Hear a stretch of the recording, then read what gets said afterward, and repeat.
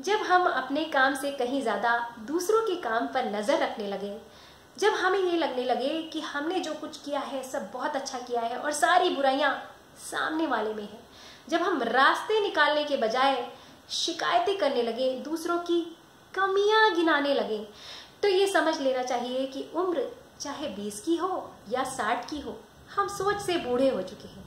क्योंकि इंसान अपनी उम्र से नहीं, अपनी सोच से ही बूढ़ा होता है। कैसे, आइए जानने की कोशिश करते हैं इस कहानी के माध्यम से। अवनी अपने पति आनंद के साथ मुंबई के एक बहुत ही पॉश इलाके में रहती थी। ये वो इलाका था जहां शहर के सारे रईस और सफल लोग बसते थे। उनके पास पैसे और सुख सुविधाओं की कोई कमी नहीं थी। उसके घर के पास ही एक वीआईपी सी बीच था, जहां वो पिछले 25 वर्षों से अपने पति के साथ रोज सुबह मॉर्निंग वॉक के लिए जाया करती थी। उगते हुए सूरज और उठती समुद्र की लहरों को देखना उसे बहुत अच्छा लगता था। अक्सर रास्ते में उसे चिर परिचित चेहरे दिख ही जाते थे।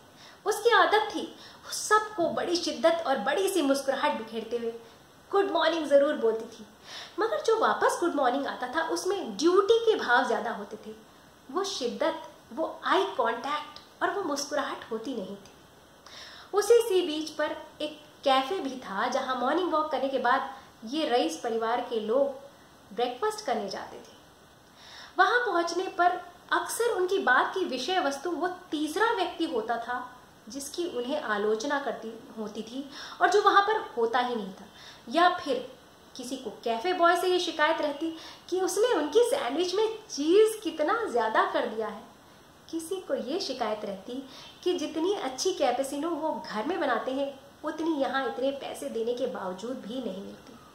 सबको ये लगता था कि वो अपनी जिंदगी में बहुत बेहतर कर रहे हैं और सामने वाला उतना अच्छा नहीं कर रहा है। एक दिन अवनी अपने पति के साथ थोड़ा जल्दी मॉर्निंग वॉक पर पहुंच गई बीच पर, और उसका सामना हुआ 55 वर्ष के एक पसीने से लथपथ सफाई कर्मी से, जो कि बड़ी तल्लीनता से झाड़ू लगा रहा था।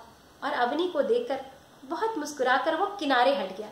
उसकी इस मुस्कुराहट को देखकर अवनी ने उससे भी कहा गुड मॉर्निंग। सफाई कर्मी ने बड़ी सी मुस्कुराहट बिखेरते हुए उसे जवाब दिया गुड मॉर्निंग मैडम। उसकी इस मुस्कुराहट को देखकर अवनी से रहा नहीं गया। उसने पूछा कैसे हो। सफाई कर्मी ने मुस्कुराते हुए अपनी आंखें बंद की, अपने हाथ को हवा में वो ले गया और फिर हाथ को आंखों पर लगाया और बिना कुछ कहे ही उसने बहुत कुछ कह दिया।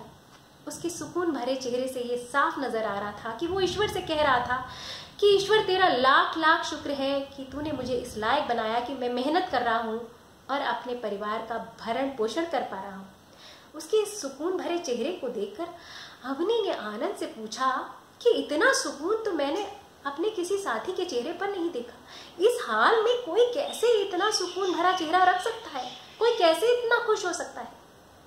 आनंद ने कहा इसका राज ये है कि ये सिर्फ और सिर्फ अपने काम पर फोकस कर रहा है, ये यहाँ पर किसी की कमियां नहीं निकाल रहा है। तो इंसान खुश रहने के लिए स्कूल जाता है, नौकरी करता है, बिजनेस करता है, परिवार बनाता है, और फिर भी वो खुश नहीं रह पाता क्योंकि उसकी आदत से वो बाज नहीं आता। वो हमेशा दूसरों में कमियां खोजने की कोशिश करता रहता है। तो रास्ते ढूंढिए, कमियां मत ढूंढिए।